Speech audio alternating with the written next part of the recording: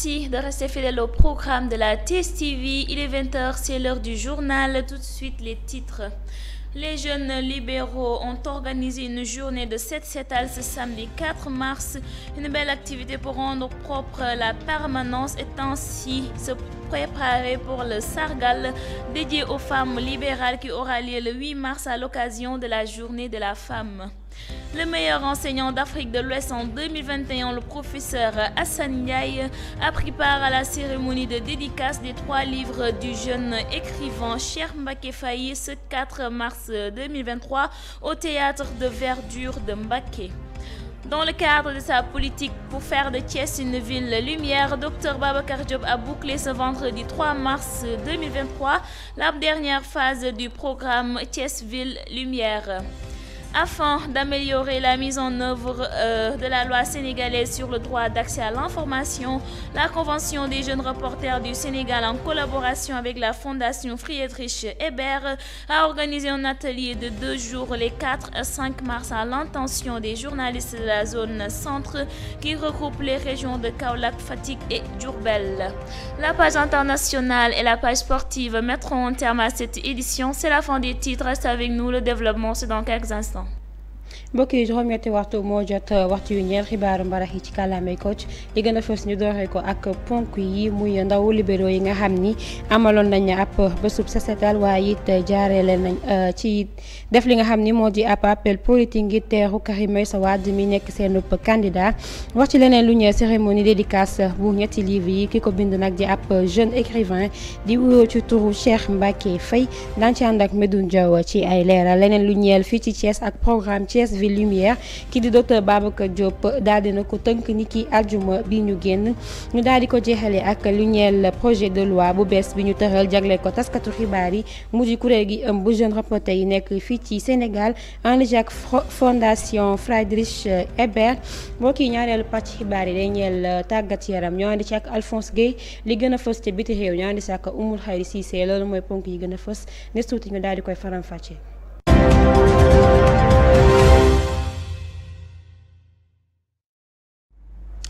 Les jeunes libéraux ont organisé une journée de 7-7 ce samedi 4 mars 2023. Une très belle activité pour rendre propre la permanence et ainsi se préparer pour le Sargal dédié aux femmes libérales qui aura lieu le 8 mars à l'occasion de la journée de la femme. Ils n'ont pas tardé à faire un appel politique pour accueillir leur candidat Abdou Karim Meïssa Wade. Nous écoutons Franck Dadi Diatta, secrétaire général au micro de Papi Sissoko. Oui, c'est le secrétaire général de l'UJTL et du MEL aussi en même temps.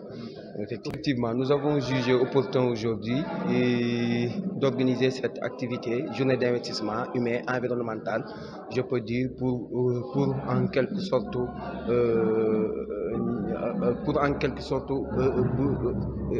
rendre beaucoup plus belle notre permanence, parce que vous n'êtes pas sans savoir que le 8 mars, les femmes du PDS vont organiser la journée du 8 mars. C'est la raison pour laquelle, en tant que jeunes, nous avons jugé opportun d'organiser cette activité d'investissement-là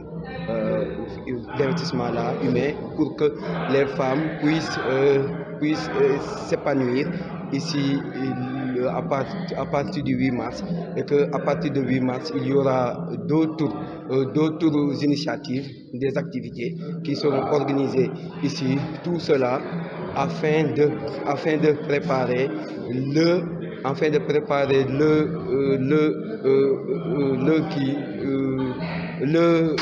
retour évidemment triomphal de Abdou Karim Meïssa Wade, parce qu'il est en train de se préparer pour venir, et nous pensons que c'est lui la seule alternative viable pour sauver ce pays. C'est la raison pour laquelle, en tant que jeunes, nous avons jugé opportun d'initier cette activité, journée d'investissement, de permettre à nos femmes de pouvoir organiser dès le 8 mars leur jour. Évidemment, il sera évidemment un candidat, parce que tout ce qui n'a pas pu lui permettre dans le passé de ne pas être un candidat a été en quelque sorte n'existe plus, je veux dire. Il a été emprisonné pour 5 ans.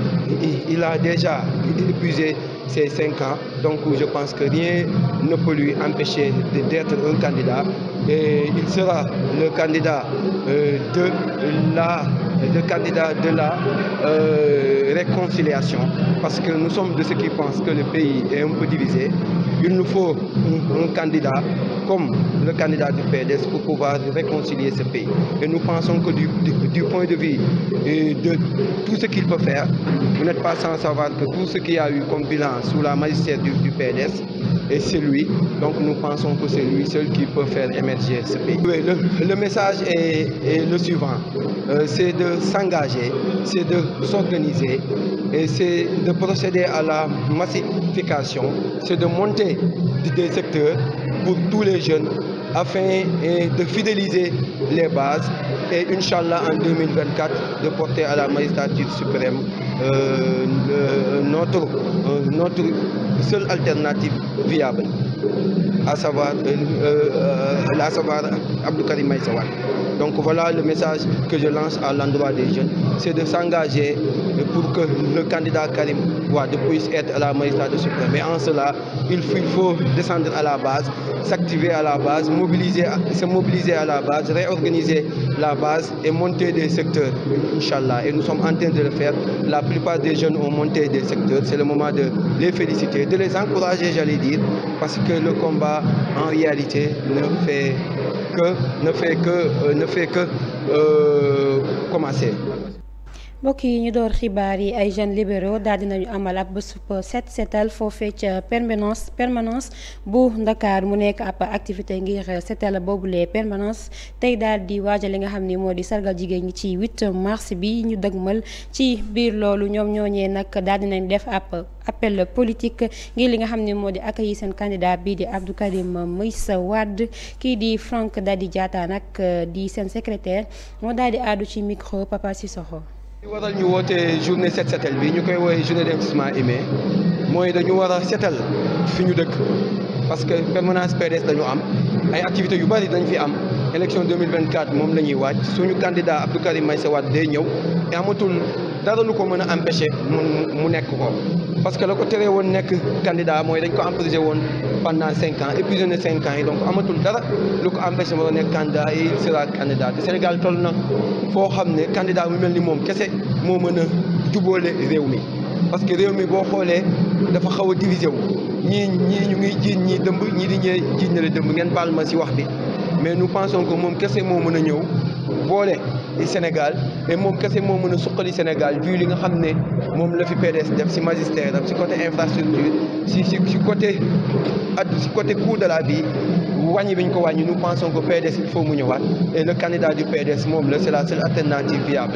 En même temps également set setal bi def nañ ko pour préparer journée de 8 mars suñu femmes yi war a def jiital wara saa donc il fallait que ñu set setal fii yëpp mu set pour que bu femmes yi ñëwee nekk yoo xam ne dafay mucc ayib day am hygiène moo waral ñu initier yi ñu ngi remercier jeunes yi déplacé wu yëpp c'était pas facile évident nga woote samedi week-end xat gi mu xat nit ñi am nekk seen liggéey mais ñëpp wuy si nañ c'est plus de 100 jeunes ñooñu wuy si dans des situations pas faciles à se déplacer ñu di remercier ñoom ñëpp.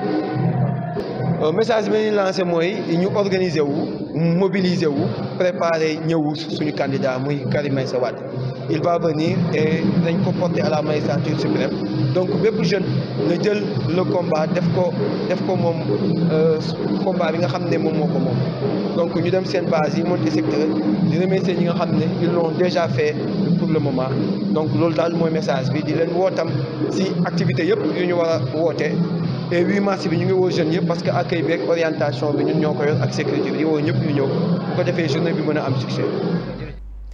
Le meilleur enseignant d'Afrique de l'Ouest en 2021, le professeur Assane Ndiaye, a pris part à la cérémonie de dédicace des 3 livres du jeune écrivain Cheikh Mbacké Faye ce 4 mars 2023 au théâtre de verdure de Mbacké. Nous l'écoutons au micro de Medoune Diaw.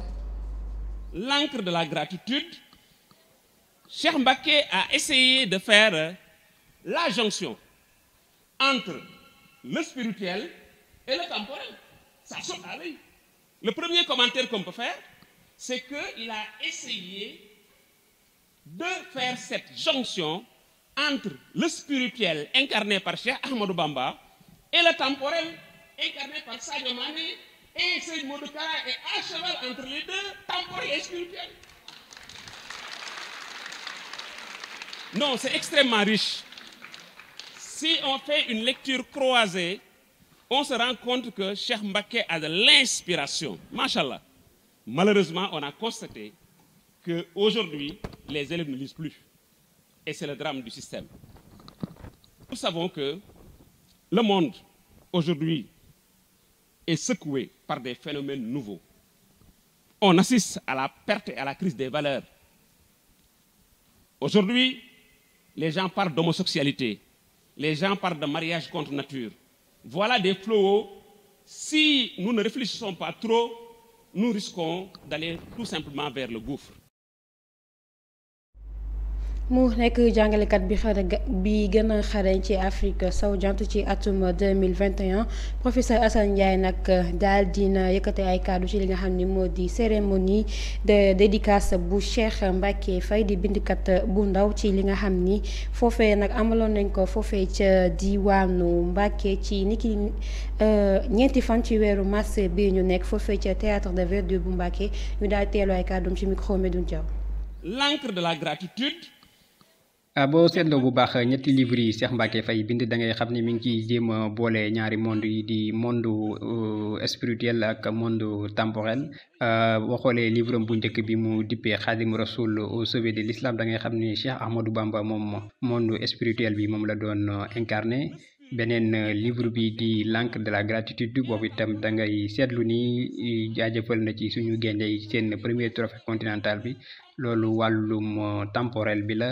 beneen bi leen di boole ñaari livre yooyu moo di Cheikh Ahmadou Kara un soldat entre deux mondes loolee tamit dinañ ci seetlu ni mi ngi jéem a boole lii di monde spirituel bi ak monde temporel bi ndax Cheikh Ahmadou Kara ku ko xam-xam ni mi ngi dund lii di monde spirituel bi ak temporel bi. kon daal liñ ci mën a jàngat moo di Cheikh Mbacké daal xarañte dëgg la wane ci ñetti livre mi.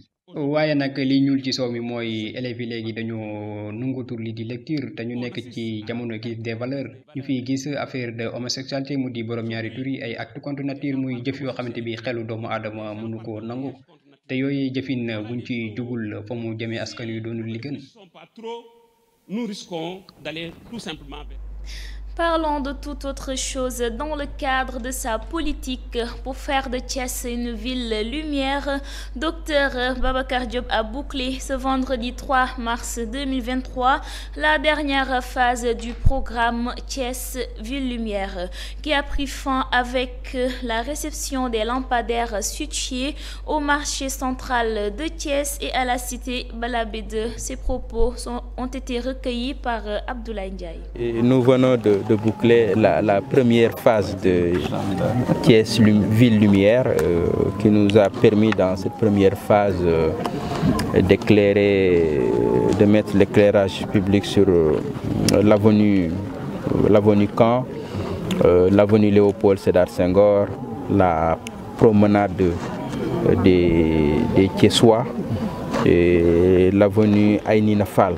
Et ensuite, nous avons continué les travaux au niveau de l'avenue Jean Collin, de l'avenue Ousmane Gom, au niveau du marché central, rue Koymin Fall, Nyanya Sow, et au niveau aussi de la place Souche, et au niveau de certains quartiers périphériques aujourd'hui, comme Balabé 2, Sampaté 2. Ce programme qui touche les quartiers périphériques est important pour montrer que la ville ne s'arrête pas simplement au centre-ville. Nous avons l'ambition donc d'éclairer les quartiers périphériques parce qu'aujourd'hui nous visons la couverture universelle.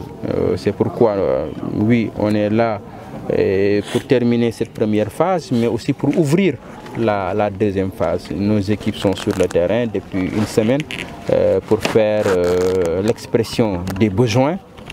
Donc ils sont en contact direct avec les chefs, les délégués de quartier et on est en train de préparer un nouveau marché plus important, plus consistant que le présent marché et je pense que nous aurons les moyens de couvrir cette couverture universelle parce que l'éclairage c'est important.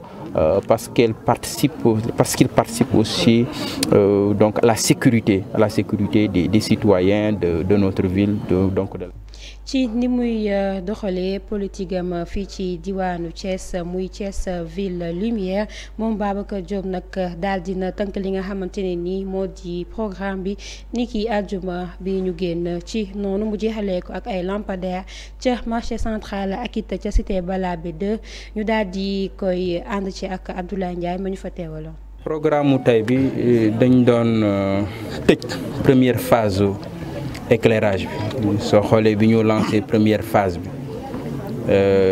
nga xam dañ ko centré woon ci ville muy avenue Léopold Sédar Senghor avenue Caen ay Nina Fall promenade des Thiessois bi ñu ci jógee ñu continuer travaux yi soo xoolee avenue Ousmane Ngom dugguñu fa tey mais yeggale nañ liggéey bi Jean Collin gis ngeen fa yeggale nañu liggéey bi Seydi Hadji Malick Sy bi Cheikh Ahmadou Bamba bi marché central ñaaña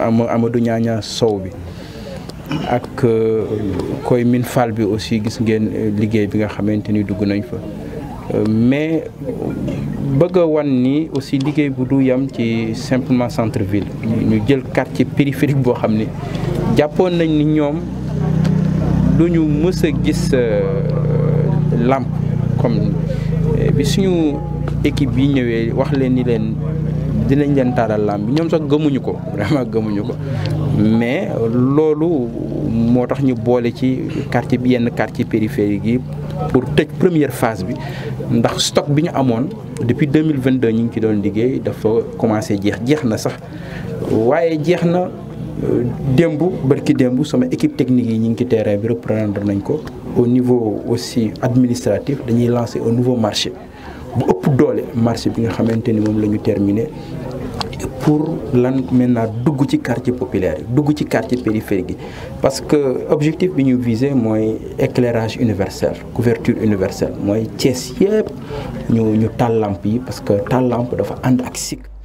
Je vous l'annonçais en titre, afin d'améliorer la mise en œuvre de la loi sénégalaise sur le droit d'accès à l'information, la Convention des jeunes reporters du Sénégal, en collaboration avec la Fondation Friedrich Ebert, a organisé un atelier de 2 jours les 4 et 5 mars à l'intention des journalistes de la zone centre qui regroupe les régions de Kaolack, Fatick et Diourbel sur le droit d'accès à l'information.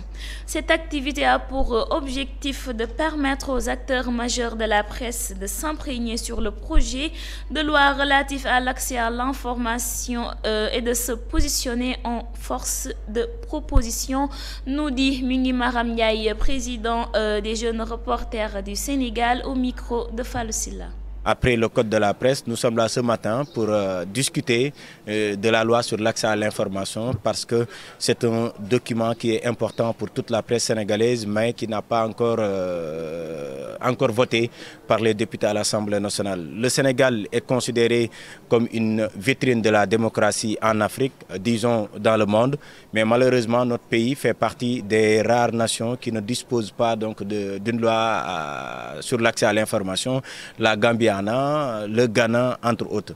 C'est pourquoi nous profitons surtout de cet atelier pour dénoncer les lenteurs notées dans l'adoption de cette nouvelle loi, mais également interpeller surtout les organisations de la société civile, l'article 19 par exemple, ou bien le Forum civil, qui sont les organisations qui travaillent sur le document depuis quelques années. Donc nous demandons à ces organisations de saisir les autorités concernées pour que les travaux puissent être repris dans les meilleurs délais. Cette loi va surtout nous permettre d'avoir les informations nécessaires, parce qu'on ne peut pas parler de liberté d'expression, on ne peut pas parler de liberté d'informer sans pour autant avoir le droit nécessaire pour avoir les informations nécessaires, en tout cas avant de donner ça à la population. Surtout les informations qui concernent le gouvernement, qui concernent l'État du Sénégal de manière globale. Même cette loi, en fait, ce n'est pas simplement pour nous, les professionnels des médias,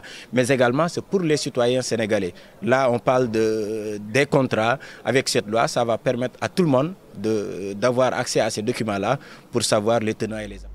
ngir lu jëmale kanam mise en œuvre loi bu Sénégal ci ni ñuy amee ay xibaar kuréel gi ëmb jeune reporter yi nekk fii ci diwaanu Sénégal amaloon nañ ab ndaje ci diiru ñetti fan ànd ci ak waa fondation Friedrich Ebert amal nañ ab atelier ci diiru ñetti fan nag ci noonu ñu ànd ci ak ay taskatu xibaar fii ci diwaanu Sénégal ca Kaolack, Kaffrine, Fatick ak Diourbel ci yoon ni ñu war a jaar ba am li nga xam ni moo di seeni ay xibaar lii ñeel nag bi leen ndaje bokk na ci li nga xam ni moo di xamal taskatu xibaar yi nan la ñuy def ba jaar yoon am li nga xam ni moo di xibaar yi ñu mën a tëral ci noonu mi ngi Maram Ndiaye di ki jiite boobule kuréel moo daal di àddu ci micro Fallou Galassil la.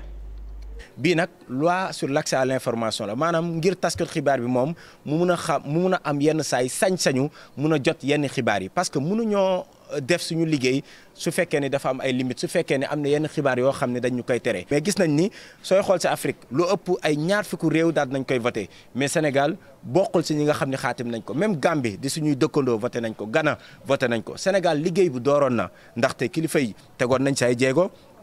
ñi nga xam ni itam ñoom ñoo nekk ci organisation société civile yi tàmbali woon nañ liggéey bi mais ba tey ji dafa tàggatémbe xamatuñ sax jamono ji la fan la document bi nekk ak lan lañ tëxañ ci biir loola waral nag ñun ñu ñëw fii Kaolack waxtaan ak ci yéen pour que ñi nga xam ne ñoom ñoo nekk Kaolack dugg ci plaidoyer bi mooy ñu ñaax organisation yi mooy ñu ñaax ñi nga xam ne ñoom ñooy nguurug Sénégal ngir ñu accélérer liggéey bi ndaxte li nu mel daf ñuy yombalal li nga xam ne rek moom mooy suñu liggéey waaye tamit nañ xam ni du doon loo xam ne daf leen di gaañ ñoom autorités yi parce que ñun lu ñuy gën di insister suñuy ndaw di leen ko wax mooy liggéey bi dañ ko war a def avec responsabilité bi ci war donc na seen xel dal loi bi du doon loo xam day indi gàllankoor waaye day gën a tax ñu mën a gindi askan wi ba itam ñun itam du ñu juum ci yenn xibaar yi nga xam ne dañ koy joxe doo tax tey ji plaidoyer bi loolu la suñ ci génnee ñi nga xam ne ñoom ñoo jógee Kaolack jógee Kaffrine jógee Touba jógee fi nga xam moom mooy Diourbel ba Kaolack Fatick ak ñoom ñëpp dinañ génn ab document ñaax kilifa yi ngir loi bi nga xam ne moom mooy accès à l'information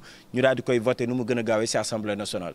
pour am ci accès nag boo xam ne moom mooy accès bu jaar yoon mooy ñu am loi boo xam ne moom moo koy encadrer loola waral ñu ci gën di insister di ci ànd ak Fondation Ebert ak yeneen organisation yi nga xam ne ñoom ñoo dooroon liggéey bi muy article 19 muy société muy forum civil kon ñooñ tey jii la ñuy gën a ñaax pour que ñu yombalal ñu liggéey bi parce que ñun lu ñu bëgg mooy am presse de qualité nag mooy ñu gunge leen ba nga xam ni xibaar yu wër te wóor ñu koy am ngir mën ko jox askan wi. Merci Fallou Silla et puis place à la page sportive avec Mbaye Papadji.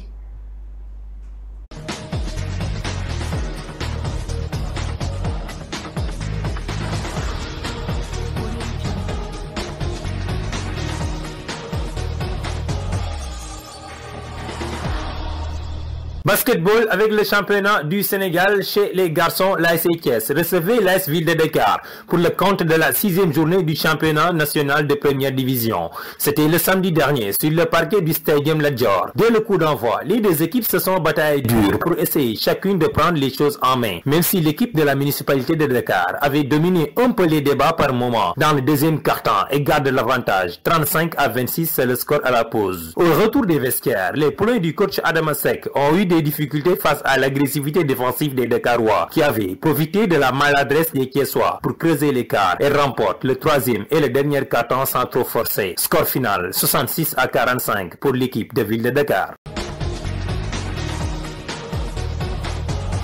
Handisport, avec la deuxième journée du championnat national de première division. À Thiès, le club Un fauteuil pour tous recevait le centre Talibo Dabo de Grand Yoff au terrain de Walidane et s'impose largement. Les hommes du président Massamba Sey ont remporté tous les cartons 24-2, 30-28, c'est le score à la mi-temps. Au retour des vestiaires, les Thiessois reprennent le match à leur compte. Ils démarrent fort à l'entame et creusent l'écart dans l'avant-dernière carton, 42-10, avant de boucler le quatrième carton avec un matelas de 32 points d'écart. Score final, 52-20 pour les Thiessois. Handball, les étudiants de l'ISEC Sport qui poursuivent toujours leur série d'invincibilité dans ce championnat de première division. Le samedi passé, ils se sont déplacés à Thiès pour croiser les cheminots de l'USRAI et s'imposent sur le fil 32-28, un match qui a tenu toutes ses promesses. En début de partie, pas de rang d'observation entre les deux formations qui se sont donné une bataille sans merci jusqu'à la pause, avec un score de 14-12 en faveur des visiteurs. Il a fallu attendre jusqu'à la reprise pour voir les étudiants se détacher petit à petit. Creuse l'écart 20-13 après seulement 7 minutes de jeu dans la seconde partie du match. Puis 31-26 à 3 minutes de la fin. Et enfin 32-28. L'Union sportive du Rail, vainqueur de la Coupe du Sénégal l'année dernière, totalise 3 matchs pour une victoire et 2 défaites. Football avec les résultats complets des huitièmes de finale de la Coupe de la Ligue sénégalaise de football professionnel. À Rufisque, le Teungueth FC recevait l'Union sportive de Ouakam et s'impose sous la marque de 2-0 grâce à un doublé de Mbaye Jacques Ndiaye. Dakar Sacré-Cœur avait fait le déplacement à Thiès pour croiser le fer avec le Walidane FC et s'incline 2-0. Lazare Ndiambour recevait et s'impose devant l'AS Pikine sous la marque de 3-1. Guédiawaye Football Club avait fait le déplacement à Ziguinchor contre le Casa Sport et s'incline 2-1. Stade de Mbour remporte le derby du département de Mbour contre Jambar FC 2-1. Diamono de Fatick s'incline à domicile devant le port autonome de Dakar à la séance des tirs au but après un but partout au temps réglementaire.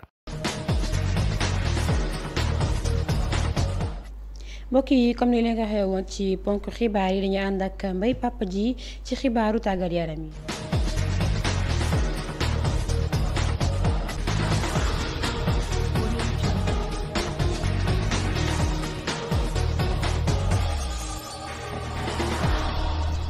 Basketball avec le championnat du Sénégal chez les garçons, l'AS Thiès recevait l'AS Ville de Dakar pour le compte de la 6e journée du championnat national de première division. C'était le samedi dernier sur le parquet du Stadium Lat Dior. Dès le coup d'envoi, les deux équipes se sont bataillées dur pour essayer chacune de prendre les choses en main. Même si l'équipe de la municipalité de Dakar avait dominé un peu les débats par moment dans le deuxième quart-temps et garde l'avantage 35-26, c'est le score à la pause. Au retour des vestiaires, les poulains du coach Adama Seck ont eu des difficultés face à l'agressivité défensive des Dakarois qui avaient profité de la maladresse des Thiessois pour creuser l'écart et remportent le troisième et le dernier quart-temps sans trop forcer. Score final 66-45 pour l'équipe de Ville de Dakar.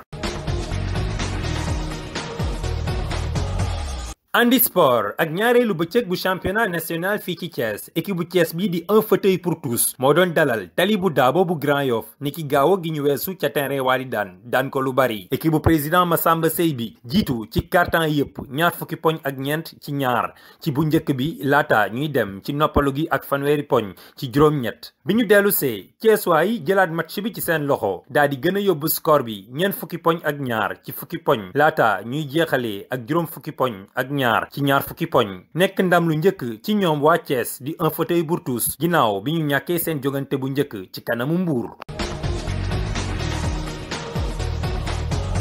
handball étudiant wu ISEC Sport yi ña ngay wéy di tegale seeni ndam ci championnat bi ci wàllu góor ñi ci gaaw gi ñu weesu ñi ngi woon fii ci diwaanu Thiès doon laale ak union sportive bu Rail ba noppi daan ko fanweeri poñ ak ñaar ci ñaar fukki poñ ak juróom-ñett doonoon jongante bu neexoon lool te metti ci ñaari équipe yi bi ñu dooree ñaari équipe yi ku ci nekk bëgg waaxu sa morom boole kook xeex bu metti ngir jiital score bi wante ba ni ñu demee ci noppalu gi ñaari poñ moo doxoon ci seen diggante ISEC Sport dugal fukki poñ ak ñeent ñii di waa Rail dugal fukki poñ ak ñaar wante bi ñu dellu see mbir yi tàmbali di leer ci étudiants yi yóbbu score bi ba ñaar fukki poñ ci fukki poñ ak ñett ginnaaw juróom-ñaari simili dong ci xaaju ñaareel bi ba ca mujjantal wa ISEC Sport dugal fanweeri poñ ak ñaar Thiessois dugal ñaar fukki poñ ak juróom-ñett.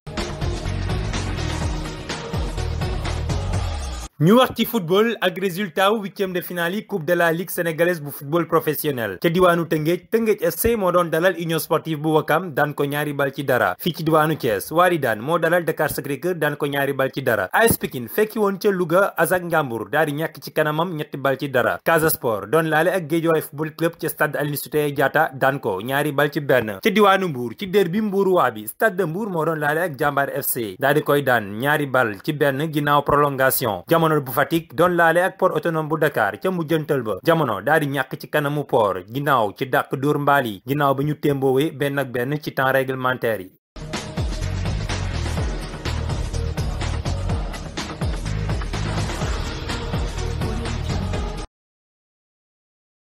Et puis terminons cette édition avec la page internationale de Oumoulou Khairi Cissé. Démarrons l'actualité hors de nos frontières avec la tournée en Afrique centrale du président français Emmanuel Macron.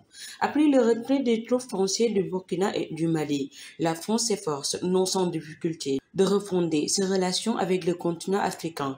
Emmanuel Macron, lors de sa tournée qu'il a entamée le mercredi 1er mars au Gabon, à Libreville, à la rencontre de son homologue gabonais Ali Bongo. Une rencontre que l'opposition gabonaise a mal interprétée comme un signe de soutien de la France à un régime contesté. Puis en Angola, où il a assumé que ce n'était pas pour le pétrole qui était là-bas, mais la question de l'après-pétrole. Ensuite, au Congo-Brazzaville, où le président Sassou Nguesso a accueilli son homologue avec enthousiasme pour une nouvelle ère de communication. Pour ainsi terminer ses tournées en République démocratique du Congo, le samedi 4 mars, où il a été à la rencontre du président Félix Tshisekedi, qui aujourd'hui accuse le Rwanda de soutenir la rébellion du M23. À ce sujet, Macron demande à chacun de prendre ses responsabilités. L'actualité se poursuit en Haïti. Le climat sécuritaire d'Haïti s'est largement détérioré ces derniers jours. Des affrontements entre bandes armées ont eu lieu dans plusieurs quartiers du Port-au-Prince. Ces actes se sont même étendus dans d'autres quartiers qui étaient jusque-là moins touchés par l'insécurité qui sévit dans le pays. Durant le week-end, le secteur de Bel Air a de nouveau été secoué par des détonations des armes à feu. Les actes des bandits se sont même étendus dans des endroits huppés d'Haïti. Les gangs pénètrent dans les maisons et enlève des résidents. À Fort-Jacques, lieu historique et touristique du pays, des hommes armés ont incendié le sous-commissariat de la zone. Pour ainsi boucler la page internationale en Grèce, 6 jours après l'accident du train meurtrier qui a coûté la vie à au moins 57 personnes, dont une majorité d'étudiants d'une vingtaine d'années. Dans la nuit du mardi 28 février au mercredi 1er mars, l'émotion et la colère ne sont pas retombées. Hommage aux victimes, manifestation. Ce week-end a ainsi été marqué par une importante mobilisation populaire. Environ 12 000 personnes se sont réunies à la place de Saint-Agmont au cœur d'Athènes, ainsi que par les excuses officielles du Premier ministre au nom de l'État grec. C'était tout pour cette page internationale. Merci.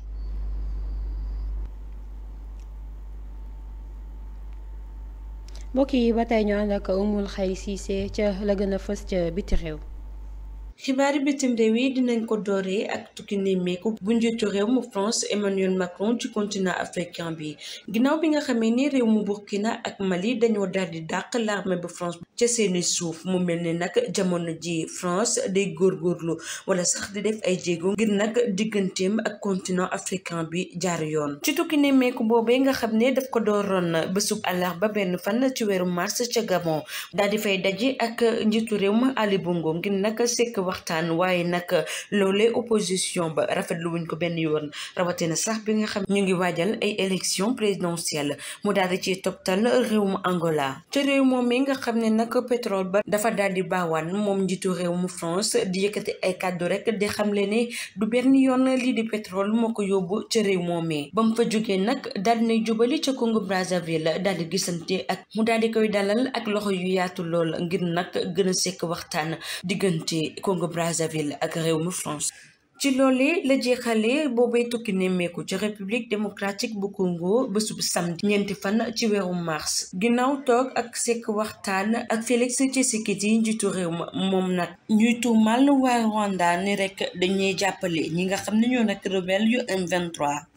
ci loolee nag njiitu réew mu France daal di ci artu ne rek kenn ku ci nekk danga war a jël sa ay responsabilité xibaari bitim réew yi dinañ ci togtal réew mu Haïti jamono ji askan wa ña ngay yeewu ci njàqare ndax ci weekend bi ay samba boy yu yor seeni ay arme di tirer ay balu fetal ñii di xeex fii ñële di laq fële loolu nag ma nga amoon ca Port-au-Prince waaye sax yemuñu ci lool dañuy dugg ci kër yi di foqati nit ñi di leen yóbbu par force waaye tamit ca gox bu Fort Zac ñoom nag daal nañuy jàpp su commissariat ba làkk ko ba mu daal di jeex tàkk xibaaru bitim réew yi dinañ ci daal di toptal réew mu Grèce ginnaaw bi nga xamee ne l'accident bu doxoon ci diggante ñaari train foofee ca gare bu Larissa ba juróom fukk ak juróom ñaari nit ñàkkoon ci seen bakkan li ci ëpp nag nekkoon ay étudiants loolee amoon na ci guddib talaata ñaar fukki fan ak juróom-ñett ci weerum février jàpp bésu àllarba benn fan ci weeru mars ci weekend bi nag ab mobilisation la askan wa amaloon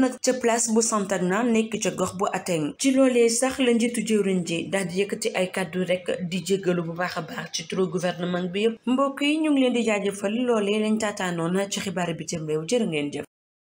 Mesdames et messieurs, c'est la fin de ce rendez-vous d'information. Merci de l'avoir suivi. Restez fidèles aux autres programmes de la TSTV. Bonsoir. jërëjëf Adja Maimouna Thiam mbokk yi loolee moo buur xibaar ci kàllaamay Kocc dig daje ëllëg ci yeneen yotaayu xibaar jërë ngeen jëf.